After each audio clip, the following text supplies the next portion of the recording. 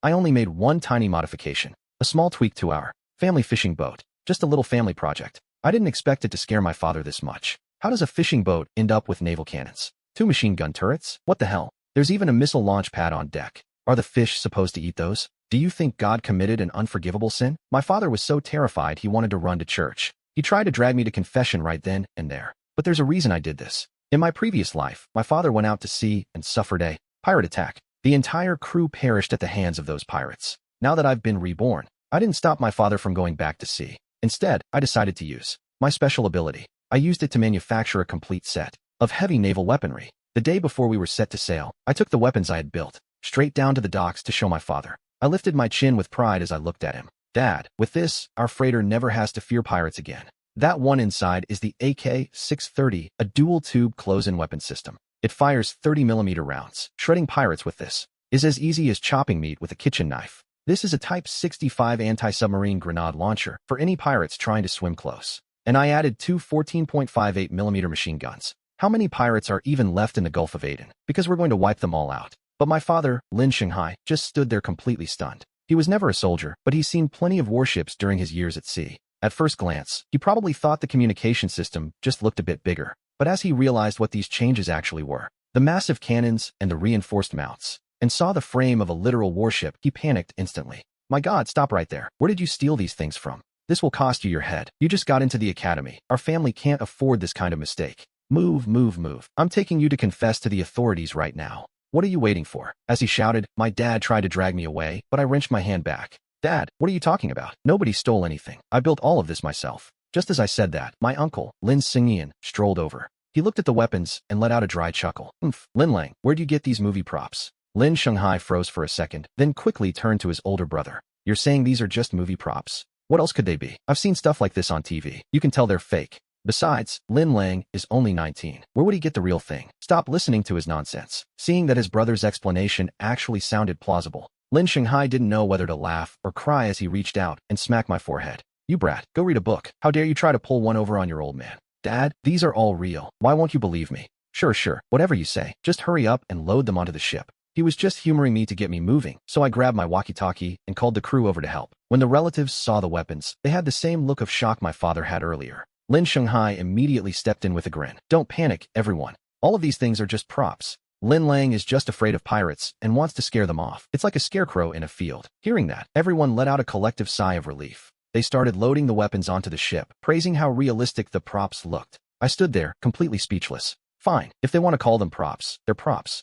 As long as they protect us when the time comes, I don't care. At least my dad won't try to report me. The next day, the freighter set sail as planned, heading toward the military inspection station. The head of the station, Wang Bingyi, was sitting in his office reviewing documents. Suddenly, a soldier burst through the door. He was completely out of breath, his face pale with panic. Chief, something terrible has happened. A suspicious freighter just appeared. It looks ordinary, but it's armed with a dual-barrel, 6-tube defense system. Wang Bingyi's head started spinning. If a weapon like that opened fire at close range, not a single ship in this harbor would survive. He sprinted to the watchtower like a gust of wind and looked through the binoculars. The soldier wasn't lying. The caliber of those cannons looked to be at least 30 millimeters. Evacuate the crowds immediately. Call for backup right now. What is the radar station doing? How did they let a monster like this get so close? Wang Bingyi was shaking with a mix of pure anxiety and absolute fury. Right then, another soldier looked up and shouted, Chief, it's the ocean freighter Yunai, number 89757. They're requesting to enter the port for inspection. Wang Bingyi stood there, completely stunned. He raised his high-powered binoculars again and looked closer.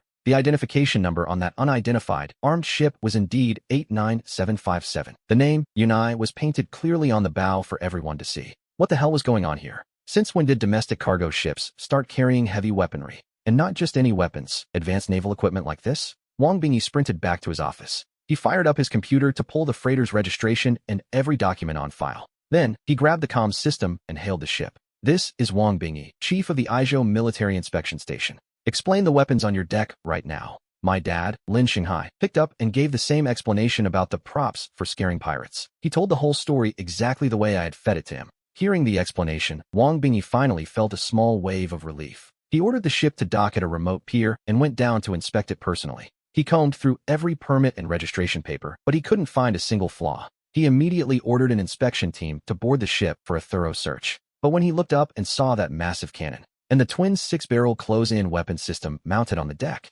His whole body tensed up from years of military instinct. The more he looked, the less they looked like props, so he turned to my dad. He stared him down and asked, "Captain Lin, how did you even think to install these? And you're really claiming this is just to scare off pirates?" He was skeptical. My dad, Lin Shanghai, acted like he didn't have a care in the world. "It was my son who reminded me," he said proudly. "He told me the Gulf of Aden wasn't safe. He prepared all of this for me himself. My son is brilliant. He's actually the top-scoring student in Aizhou City this year." Wang Bingi paused. "The top student? Is your son's name Lin Feng?" Yes, that's the one," my dad beamed. Wang Bingi had kids at home too. They had taken the college entrance exams this year, so he'd heard my name everywhere. Just then, several soldiers returned from inspecting the rest of the ship to report in. "Chief, the cargo inspection came up clean, no issues there. However, there is one locked room at the very back of the rear compartment." As soon as the soldier finished speaking, Wang Bingi's expression darkened. The tension hit him instantly, and my dad, Lin Shanghai, turned pale right along with him. The rear compartment wasn't much, just a small storage space for junk and scrap metal.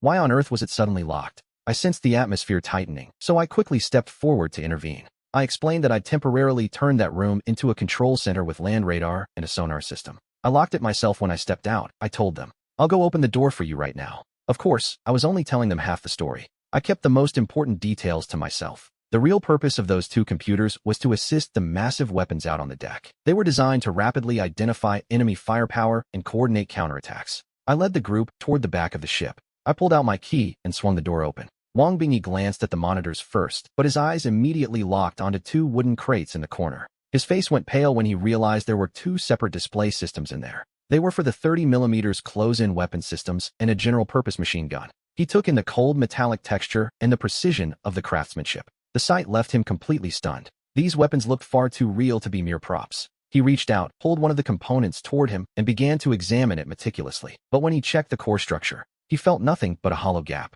Wang Bingi finally let out a long breath of relief. For a second, he actually thought the whole thing was real. With the crucial firing pins missing, you couldn't shoot a bullet if you tried. Seeing the pressure leave his face, I rushed to add an explanation. "I put these together while I was building the close-in naval cannons," I said. "I just used whatever leftover materials and scrap parts wanted lying around." Wang Bingi nodded, completely unaware of the lethal truth. He kept insisting on safety, noting that the seas hadn't been calm lately. Ever since that incident in the Gulf of Aden, cargo ships have been on high alert. He also noted that my family, the Lins, had been fishermen for generations. Our record was spotless, and that went a long way with him. In the end, he didn't press further, signed the papers, and let us through. But right before leaving, he took one last look at the defense cannon. "This thing looks way too terrifying," he muttered. "Make sure you cover it with a waterproof tarp or something. You don't want anyone seeing this and getting the wrong idea." "Yes, of course, absolutely," my father replied quickly. As I watched Wang Bingi and his men walk away, I felt a surge of satisfaction. As they faded into the distance, I couldn't help but let out a long sigh of relief. I was lucky I dismantled the core structure beforehand, or we would have been in deep trouble today. Soon, the Unai set sail once again. I stood at the edge of the ship, staring dazed at the shimmering light. The sea felt immense, until a sudden heavy slap hit my shoulder. "Son, we can make $1 million in profit this trip, so when we get back, you focus on your studies. Don't worry about family business. When I'm too old to work, I'll just enjoy my son's success." I watched the warm smile spreading across my father's face. But beneath the surface, I clenched my fists tight. A massive surge of fury against the pirates began to boil in my heart. Who could have imagined that such a simple, honest hope would be destroyed? That under the fire and flames of those pirates, it would turn into infinite suffering? In my past life, that pain haunted me every day and night for 4 long years. I suffered until I died in total despair, but this life is different. I didn't stop my father from this voyage because I want those pirates to taste a blood debt. An eye for an eye. Those who do evil will finally meet their end. Life at sea is incredibly difficult and monotonous. After more than 20 days, the routine had become a test of endurance.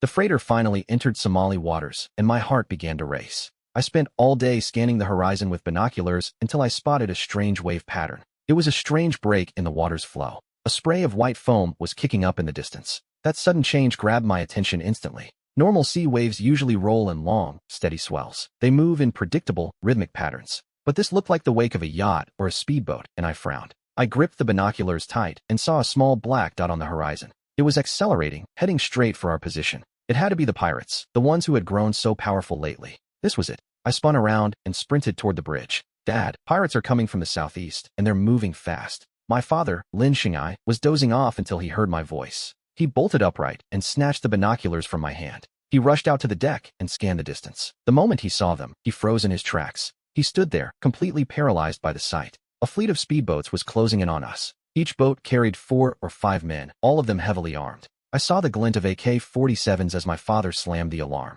Attention everyone, pirates are approaching in speedboats. Full power. We need to escape now. Panic erupted instantly as everyone stared at the horizon in shock. We're going to die? I don't want to die yet. Let's just surrender and give them everything. Maybe they'll spare us. Captain Lin, tell them we'll pay. I haven't even had a girlfriend yet. I listened to the desperate screams of the crew filling the air. Everyone shut up. Do you really think pirates show mercy to beggars? My father grabbed the satellite phone to call the local authorities for help. But after he explained the situation, the voice on the other end was cold. They dismissively said they'd send someone to look eventually. My father's face went pale, but he kept the truth from the crew. Instead, he placed another call, this time to the Izu military checkpoint. When Wang Bingi heard it was us asking for help, he panicked and shouted at his soldiers. Contact the local Coast Guard immediately. Find out what's happening. The soldier beside him started operating the radio at lightning speed. However, a moment later, the soldier turned back to the station chief. They claim they've sent a team, but because of the distance, it'll take 4 hours. Wang Bingi slammed his fist onto the table in rage. He gestured with his palm, paused to think, and then continued. Check if there are any escort frigates patrolling near the Yunai right now. The soldier beside him grabbed the keyboard. Then, after a series of rapid-fire commands, he discovered a U.S. Jib-class frigate fleet was patrolling nearby. But when they heard the request, the voice on the other end just sneered. Your Longhua citizens are in danger? What does that have to do with us? If you want a rescue, it's not impossible. Have your dragon nation submit an official request to our beautiful nation. Once the request is approved, we'll consider coming to save them. Wang Bingi grit his teeth until they nearly cracked. He felt the crushing weight of being a weak nation with no diplomatic leverage. But suddenly, a soldier monitoring the Tlaquepaque sector jumped. Chief, something is wrong. The satellite signals near our waters have been jammed. Every single satellite signal was behaving the same way. The elite communication channels in the Yunai area were completely dead. I watched the chaos unfold as the soldier finished his report. Wang Bingi looked like he'd been struck by lightning, his face turning ghostly pale. He knew exactly what it meant. Those bastards had cut the signal themselves. Thinking of that young genius, Wang Bingi collapsed into his chair.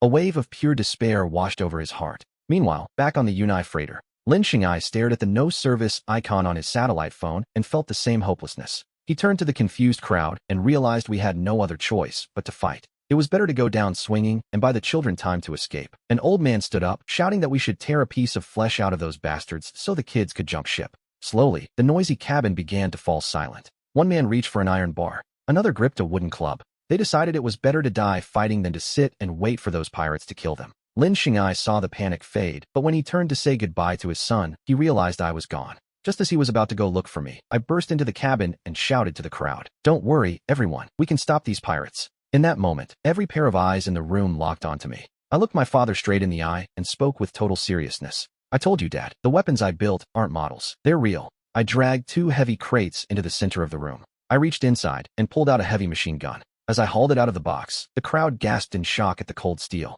Next, I pulled out the polished components. I reached into the crate right next to it. In the blink of an eye, I began assembling the heavy machine gun with practiced speed. I locked the barrel into place and looked at the crowd. Believe me, I said, I wouldn't gamble with your lives or my own. The young men followed my lead and began unpacking the rest of the crates. They forced down the doubt in their hearts and started to move. Meanwhile, out on the open sea, a group of pirates hummed a dark tune. They pushed their speedboats forward, eyes filled with a manic excitement. But as their assault craft closed within 3 nautical miles of the freighter, the face of one of their lookouts suddenly went pale. He rushed to their leader, Hassan Salih, to report what he saw. Hassan spat out his cigar and grabbed a pair of binoculars. He took one look and his brow furrowed in confusion. Why are there naval cannons on that ship? He growled. But after a closer look, a cruel smile spread across Hassan's face. The people holding those weapons looked like nothing more than a terrified mob. Some of them didn't even seem to know how to hold a gun. Hassan realized they were just holding iron bars and wooden sticks. He lowered his binoculars and let out a confident, hungry laugh. Don't be fooled, he shouted. Those idiots are trying to bluff us. They're holding props and sticks. It's all a smoke screen to hide their fear. His pirate henchmen looked at the ship with sudden, cruel understanding. They looked at Hassan with growing admiration as they revved their engines. The speedboats tore through the waves. They accelerated straight toward the Yunai. Meanwhile, on the freighter, I finished handing out the machine guns to everyone. I stepped into the weapon control room and fired up the radar to lock our targets. I waited patiently for the pirates to enter the final kill zone. Since we were in a rush, I didn't have infrared detection or phase lock systems. I could only aim the weapons in their general direction. But for these pirates, that would be more than enough. Finally, the speedboats closed the gap. They were only 300 meters away when I started my countdown. 5, 4, 3, 2, 1. As my silent count hit 0, the heavy naval cannons mounted on the deck. let out a sharp, mechanical click. Then, the fire-breathing serpent finally spat. A hail of lead tore through the air toward the lead speedboats. They vanished instantly as intense fireballs erupted over the sea. In a single heartbeat, over a dozen speedboats were obliterated. The surviving pirates froze, paralyzed by the carnage. Some didn't even have time to turn their engines around. They were so terrified they collided with one another. Men tumbled into the sea as the rest fled in a pathetic, broken retreat. On the Unai, my crew watched in disbelief before erupting into victory cheers. We won. We actually won. The guns are real. We're not going to die. Those pirates ran too fast. I didn't even get a chance to pull the trigger. Everyone was drowning in the pure euphoria of having survived. They were laughing and crying all at once. Fear never truly disappears. It just transfers from one person to another. The fleeing pirates were still reeling from the shock of the massacre. Those Dragon Country people are all demons. Hasan Seko watched his men panic, some even crying for their mothers. He looked down at his own thigh, mangled by a bullet wound. Enduring the agony, he grabbed his satellite phone and dialed a number. Boss, we were set up. That wasn't a freighter. It was a terrifying warship. On the other end of the line, the boss swirled his glass. But hearing Hassan's report, his face twisted in instant rage. Those bastards dared to give us fake intel. Get your men back to base. I'll deal with them. He hung up and immediately dialed Fook's number. However, when Ross heard that the Dragon Country ship was armed like a warship, his eyes lit up with a predatory greed. Ignoring the interrogation, he cut the call and ordered the Fook frigate fleet to intercept the Unai. Those idiots actually converted a merchant vessel into a military frigate. Go, take photos as evidence of their violation of international treaties. Then, sink them and recover the cargo, Ross said, letting out a cold laugh. Back on the Unai, as I watched the crew celebrate, a memory from my past life surfaced. Back in 2007, I followed the news religiously, especially the reports coming out of the Gulf of Aden around 2010. There were always rumors that Western powers were in bed with the pirates. Combined with our sudden satellite blackout, it wasn't hard to connect the dots. Stop the celebrations, I shouted. Dismantle every single naval gun now. We had barely finished when a U.S. frigate appeared on the horizon, closing in fast. Of course, it's always these professional troublemakers. A brilliant, wicked idea flashed through my mind. I turned to my father. Quick, have someone send out a plain text telegram of gratitude. Thank the U.S. warships for everything they've done for us, and make sure they know we'll repay the favor. My father, Linson, stood there looking completely tormented by my words. The rest of the men from the Lin family hadn't left the deck yet. They were all frozen in place, staring at me like I'd lost my mind. We were the ones who fought off the pirates ourselves. Why on earth would we thank them? Seeing their confusion, I didn't hide my intent. I laid it out for them directly. Dad, think about it. Why are U.S. warships patrolling these waters? And why are the pirates still so bold? Trust me, this is the right move. Meanwhile, on the U.S. Oliver Hazard Perry-class frigate, Captain Charles Walker looked out at the wreckage floating on the sea. He locked his gaze onto the Unai in the distance. A smug smile crept across his face as they closed the gap. One photo of their illegal weapons would be enough to make his career. But just as Charles was celebrating his easy victory, Ross's voice screamed through the comms. What the hell did you do? Why are the Chinese saying you helped them ambush the pirates? You absolute idiot, Ross roared. Charles stammered. When have I ever helped the Chinese fight pirates? As Ross continued to vent his rage, a subordinate rushed over with a printed telegram. The moment Charles read the contents, he felt his entire world collapse. The telegram read, "Thanks to the U.S. destroyer for helping the Chinese freighter defeat the pirates. We are donating 10,000 yuan as a token of our gratitude. Hope the Americans don't spend it all in one place." Charles slammed his fist onto the table, his heart burning with pure, unadulterated rage. He had been looking for any excuse to sink the Unai and kill everyone on board. But since the locals were receiving these telegrams too, the news of the Unai's escape was already out. The story was spreading, and if he acted now, the international fallout would be catastrophic. A short while later, the local Coast Guard finally arrived on the scene. But the police boats didn't head toward the Unai to start an investigation. Instead, they pulled up right alongside the U.S. frigate, clearly having read my open text telegram. They actually believed the U.S. had intervened, and now they were rushing over to suck up to them. I wondered if the American captain would be happy with the praise, or if he'd vomit blood from the irony. But right at that moment, a sound like an angel's voice echoed inside my head. Congratulations, host, for completing the beginner weapon trial by killing 102 pirates. Reward, 3,000 SI points. I stared at the system panel, stunned that testing a single weapon required such a high body count. A cold shiver ran down my spine as I realized what my future might look like. But I shook it off. Those pirates were monsters who deserved to die, and I was just delivering justice. Once I calmed my nerves, I looked back out at the horizon toward the Americans. That massive warship was a symbol of everything I was up against. In this era, China's technology is the key to our economic survival and growth. But for now, we are still one giant step behind the United States. If only I could get my hands on the U.S. Navy's warship technology. The moment that thought crossed my mind, the system pinged in my head. It is possible, host, the system voice echoed. This system can reverse engineer processes based on physical objects. Boarding their frigate will consume points to deduce their warship technology. Hearing that, I felt a surge of pure ecstasy. The ship in front of me is active-duty U.S. tech, stuff China doesn't have yet. I have to seize this chance to make another absolute fortune. I couldn't help but rub my hands together in anticipation. It was clear as day. My strategy was a perfect way to kill 3 birds with 1 stone. The Americans have used these tricks on others for years, but today, they finally tripped up. Worse for them, once that telegram goes public, they can't use pirates as proxies anymore. Their little game of robbing foreign freighters is officially over. Plus, pirates hold grudges. Who knows when they'll start retaliating against U.S. ships? Just like that, their easy money-making scheme is dead in the water. Meanwhile, the U.S. warship and the local Coast Guard began to move. They drifted slowly toward the Yunai until the freighter came to a complete halt. A middle-aged man with a sharp, commanding presence boarded my ship. It was Ambassador Wang Jingming.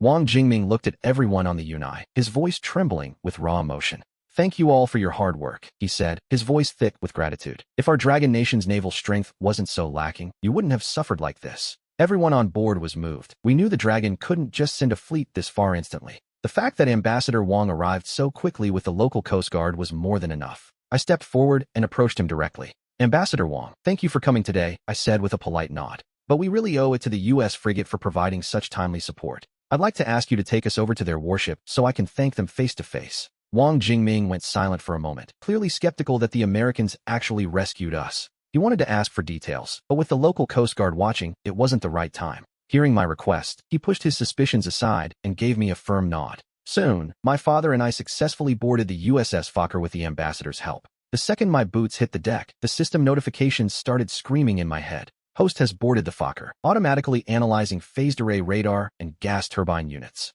Analyzing launch systems and hull structure. Analysis progress, 25%. I could barely hide the smirk creeping onto my face as the system did its work. We were soon met by Captain Choros, who looked like he wanted to murder us. His expression was ice cold, staring at me as if I were his worst enemy. But the analysis wasn't finished yet. I couldn't just leave after a quick hello. I walked straight up to Choros, grabbed his hand, and shook it with fake enthusiasm. He couldn't deny it. If he did, his collusion with the pirates might be exposed. But even though my words sounded polite, Choros looked like he was swallowing glass. "Protecting civilians is what we do," he spat out, teeth clenched. "If that's all, you can leave." I saw the look in his eyes. He was ready to throw us off his ship right then and there. But my system analysis was stuck at 90%. I needed more time. I flashed him a wide, beaming smile and raised my voice. "Captain, to show my gratitude, I've actually composed a song just for you. Please, allow me to sing it." I started belting out a ridiculous thank you song, dragging out every single note. I watched the progress bar crawl toward the finish line while Choros stood there, stunned. The moment it hit 100%, I cut the song off mid-sentence, turned around, and walked away. Choros looked like his head was about to explode from the sheer confusion. Under the protection of Ambassador Wang and the local Coast Guard, we made it back to the Yunhai. We reached the final port, delivered the cargo, and finally collected our commission. Ambassador Wang even organized a massive banquet to celebrate our rescue. During dinner, the local officials were buzzing with questions about the battle. They wanted to know exactly how the U.S. frigate had crushed the pirates so they could publicize it. I took a slow bite of a duck leg and started spinning a wild, exaggerated tale. "We were terrified," I said, my voice trembling with fake trauma. "Our weapons were just plastic props. My poor great-uncle almost lost his life trying to fight them off with a mop." My great-uncle, Lin Senhai, was listening from the side while talking to someone else. His eyes widened as he thought, "What is this kid talking about? He's lost his mind." He didn't say a word, though. He just shoved food into his mouth to keep from laughing out loud. Meanwhile, I kept painting a vivid, heroic picture for the local police. I told them how the American warships cleared the path with their cannons roaring in unison. I made it sound like the U.S. was the most powerful, glorious force on the entire planet. But as the locals listened, they started to realize something didn't quite add up. If the U.S. is so almighty, how did the Dragon Nation kick them out decades ago? They didn't dare embarrass the Americans openly, though. After all, the self-proclaimed global hegemon loves nothing more than praise and glory. I figured they'd be thrilled to hear these rumors spreading. But I was the only one who knew the truth. The U.S. was going to be miserable. Once this story broke, their remaining prestige among the local pirates would be dead and buried. Ambassador Wang soon excused himself from the table to go send an official telegram. I lowered my head to keep eating, but then I spotted one of our crew members across the room. San Makai stood up, clutching his stomach, and hurried out of the banquet hall. I frowned, a flash of genuine annoyance crossing my face. When the pirates attacked, this coward was the loudest one screaming for us to surrender. While we were all celebrating our survival, someone else was having a much worse night. Across the sea, Wan Bindi was on the verge of total despair, waiting for help that would never come. I watched the shimmering, rolling surface of the sea stretching into the distance. They say it takes 10 years to build an army, but 100 to build a navy. The Dragon Nation's navy still has such a long, difficult road ahead. It's tragic that today, we can't even guarantee the safety of our own citizens at sea. I felt a heavy wave of helplessness and pain gnawing at my heart. But right at that moment, the police phone on the desk began to vibrate. The satellite connection clicked through, and Wang Jingmin's excited voice erupted from the receiver. "Old Wang, we found the kid you were talking about. Everyone on the ship is safe." Wang Bingi was overcome with pure joy, shouting, "Really? That's incredible. You have no idea how worried I was," he said, though a seed of doubt quickly followed. "Wait, how did they escape? Did those pirates suddenly grow a conscience?" "To be honest, I don't fully get it either. They're saying a U.S. frigate came to the rescue." As the two of them continued to talk, something interrupted the conversation. A sharp knock sounded at the door before Wang Jingmin had a chance to hang up. A young man pushed the door open and walked in with a fawning, sycophantic smile. "I'm a worker from the Unai," the man announced, bowing toward the ambassador. Hearing that introduction, Wang Jingmin felt his brow furrow in confusion. "A worker? I've seen the Unai's manifest. It's a family vessel. So where did he come from?" Wang Jingmin didn't voice his suspicion out loud and simply gestured for San Makai to sit. "So tell me," he asked, "what exactly was your primary role on that ship?" Hearing the question, San Makai rubbed his hands together nervously. "That's the Lin family boat. They only care about their own blood," he spat. He was doing everything in his power to drag the Lin family's name through the mud. "I'm an outsider to them, so they treat me like dirt, beating and scolding me while I do all the heavy lifting." I could see the bitter resentment boiling over in his eyes. He looked frantic, his voice growing sharper with every word. Wang Jingmin's frown deepened as he looked San Makai up and down. The guy's face was pale and soft, and his hands didn't have a single callus from hard labor. Wang Jingmin kept his doubts to himself for now and simply nodded for him to continue.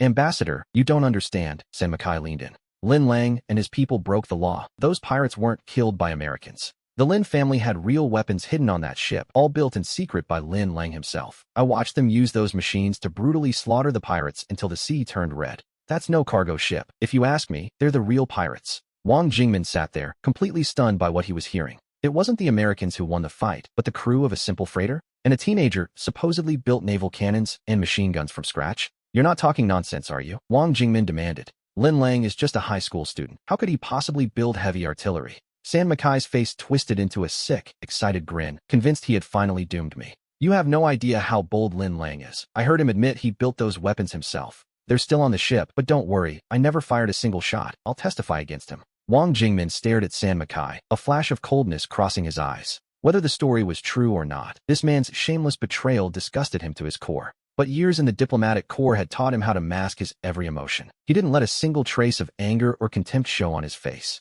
Instead, he offered a cordial smile and said, "Good, your information is vital. I'll consider this carefully, but you must not breathe a word of this to anyone else. If you talk, you'll lose all the credit for this discovery. Do you understand?" Wang Jingmin was worried the rat wouldn't be able to keep his mouth shut while they were abroad. But San Makai was already buzzing with excitement, thinking he'd hit the jackpot. He felt like the ambassador was finally giving him the respect he deserved. He opened his mouth to offer more thanks, but Wang Jingmin politely ushered him out the door. Once San Makai was gone, Wang Jingmin looked at the satellite phone still active on his desk. He knew Wang Bingi had heard every word of that treacherous confession. "Old Wang, you heard all that, didn't you? Tell me what you're thinking." On the other end of the line, Wang Bingi was still struggling to process the shock. He remembered the inspection day, how he'd suspected those weapons were real for a split second. But he'd dismissed it, thinking it was impossible for a mere boy to build such things. Now, he felt a mix of professional guilt for being careless and pure, adrenaline-fueled luck. This kid might actually be a genius, but don't do anything rash, act like you know nothing. Use the pirates as an excuse and order 2 warships to escort them home immediately. Wang Jingmin agreed that Wang Bingi's plan was the only logical way forward. The Americans had been played, and once they realized it, they'd definitely retaliate against us. As for the truth behind the weapons, we'd have plenty of time to investigate once we were back. Just as he was about to hang up, Wang Bingi spoke up one last time. "And that rat San Makai? Keep a close eye on him, so he doesn't cause trouble." After they reached an agreement, Wang Jingmin immediately began arranging the warship escort. The next morning, I was urged to set sail, making the journey back fast but incredibly dull. I spent my free time compiling all the data the system analyzed on the FOC-class escort frigate. I knew if I relied solely on the system for everything, I'd eventually become useless. Halfway through the voyage, Wang Bingi personally led a warship to rendezvous with us. After questioning everyone on board, they finally confirmed the entire sequence of events. Staring at the naval guns and machine guns he'd dismissed before, Wang Bingi grinned and slapped my shoulder. "Good kid, you've got real talent. I can't believe you actually fooled me. If it wasn't for this mess, I never would have known the Dragon Nation had a young genius like you." I forced an awkward smile, looked up at Wang Bingi, and spoke with total sincerity. Station Chief Wang, I'm truly sorry for all the trouble I've caused you. I wanted to keep apologizing, but he cut me off with a sharp gesture. It's fine, say no more. Just remember that staying alive is more important than anything else. Don't worry about the rest. I've already spoken with my superiors. There won't be any more investigations, but I am taking these naval guns off your ship. My father, Lin Jinhai, was overjoyed to hear that. It was a small price to pay. Before Wang Bingyi's men could even move, my father called the crew to start dismantling everything. Every machine gun and naval cannon was hauled over to the warship. Wang Bingyi didn't feel like he was losing out at all. He even threw a few more compliments my way. After all, he still had over 10 pages of self-criticism reports to write for his superiors. A few days later, the Yunai finally sailed back into port, safe and sound. The moment we stepped onto our homeland, everyone's racing hearts finally settled. That night, my father made a grand gesture and set up 10 banquet tables at the Lin family home. He invited everyone to celebrate, everyone except for that rat, San Makai. Just as the feast was in full swing, heavy footsteps echoed from outside the door. A military officer marched in, followed by a full platoon of soldiers. The commanding officer scanned the room before locking his gaze directly on me. He gave a silent, crisp salute and said, "Greetings, Comrade Lin Lang. I am Xiao Rue from the naval base. I'm here on orders from the chief. Please, come with us immediately." The officer's expression was stone cold, his eyes sharp enough to cut glass. The sight of the soldiers terrified my family. They were shaking. I thought, wait, didn't Wang Bingyi say there wouldn't be an investigation? My family panicked, shouting that I wasn't a bad person. Didn't they say there wouldn't be an investigation? Were they going to take me away and execute me for those modified weapons? They kept yelling that I was a top student with a bright future. The commanding officer stood there stunned as they treated him like a villain. He was just following orders to bring me in for a meeting. Don't worry, the chief just wants to meet Comrade Lin Lang for some routine questions. We aren't going to sell him off, and Wang Bingyi is already waiting there. Even so, the terror on my family's faces didn't fade one bit. They were just simple sailors, but they knew manufacturing weapons was a capital crime. They felt we only survived the trip because of those guns, and they wouldn't let me take the fall alone. I sighed in relief, stood up, and walked to the front of the crowd to calm them down. Don't worry, the leaders just have some questions. They aren't going to shoot me. I promised them I'd be back soon, and they finally started to settle down. I gave my father a reassuring look and followed the officer out. When I arrived, I saw Wang Bingyi looking completely dejected and defeated. An old man was standing in front of him, chewing him out like a disobedient grandson. The old man's rage cooled slightly when he saw me enter the room. He scanned me from head to toe with pure curiosity before narrowing his eyes. He smiled and said, "You're an interesting kid. I'm Yang Shinshan. Commander, you know better than I do how lawless those pirates are in that zone. A foreign freighter was just hit recently, and that's only the one that made the news. If I hadn't turned that ship into a warship, my entire family would be dead right now." Yang Shinshan scrutinized me for a long moment before letting out a soft snort and a smile. "You've got guts, kid, and luckily for you, your gamble paid off. If you hadn't modified that firepower, I wouldn't be looking at you today. But I heard you built those weapons alone for only a few thousand yuan. You aren't lying to cover for your family, are you?" "Commander, my family had nothing to do with it. They thought the guns were just models until I fired them. They look intimidating, but the accuracy is terrible since I couldn't afford infrared sensors or phased array radar." Yang Shinshan nodded calmly, but inside, a storm of shock was brewing. He thought Wang Bingyi was exaggerating, but I actually had the talent to build manual close-in weapon systems. The more he looked at me, the more satisfied he became, finally breaking into a grin. "Kid, how would you like to join our armed forces? With what you did at sea and my influence, I could get you into the Navy as a decorated commander." I didn't even hesitate. I just shook my head. Yang Shinshan froze for a second, his smile faltering. "Fine, then how about the Naval Research Institute? I'll give you your own lab and unlimited funding." I shook my head again, and Yang Shinshan's frown deepened. "So you want to monetize the tech? We can do that, as long as the military gets first priority." Even with the promise of endless money, I still shook my head no. Yang Shinshan is truly powerful, offering me 3 distinct paths. One for power, one for fame, and one for money, but I didn't want any of them. I looked him in the eye and said, "Commander, I want to go to university. I have some talent, but I want to study in a more systematic and comprehensive way." Yang Shinshan nearly spat out his tea, his face a mask of pure disbelief. Then it hit him. The young man standing before him had only just finished high school. Still, with the skills I'd shown building munitions and warships, most professors couldn't touch me. He probably thought going back to school was a waste of time when I could be working. But seeing the look in my eyes, he chose to respect my decision. University isn't a bad idea, but I'm not sure if Long University of Science and Technology can meet your needs. I was stunned. Originally, I had applied to Tsinghua University to please my father. But after my rebirth and bonding with the system, I knew Long University was the perfect fit. The problem was the timing. Enrollment for Long University had already closed. Hearing Yang Shinshan mention it made my heart race with excitement. "Sir, are you saying I can actually get into Long University of Science and Technology?" "Of course you can, though it'll take some effort on my part, but you have to promise me one thing. As long as it's moral and within my power, name your price, Commander." Yang Shinshan burst out laughing and slapped me on the shoulder, calling me an interesting kid. He explained that the West was getting bolder, thinking our dragon country's naval defense was weak. The higher-ups approved 1.3 billion to buy 3 modified frigates, and he wanted me to inspect them. Yang Shinshan's eyes dimmed as he spoke, remembering the dark days. The dragon country had suffered massive losses back then because of those Maoshan thugs. They sold us junk weapons that were all talk and no bite, quickly becoming obsolete. We have military talent, but finding someone who can build a railgun by hand? To be honest, I couldn't think of a single person besides myself. But as I listened to the commander's plan, I felt a surge of irritation. Spending that much on 3 obsolete coastal patrol boats was a total scam. A spark of defiance lit up in my eyes as I crunched the numbers. Give me that 1.3 billion, and I could give the Dragon Republic 10 Falcon-class frigates. Yang Shinshan and Wang Bingyi stared at me like I'd just grown a second head. Lin Feng, did you drink too much at home? Wang Bingyi barked. Stop talking nonsense. Station chief, I'm dead serious, I replied. The commander is right here. Why would I lie? I stood my ground while the tension in the room thickened. I wasn't going to back down from this argument with Wang Bingyi.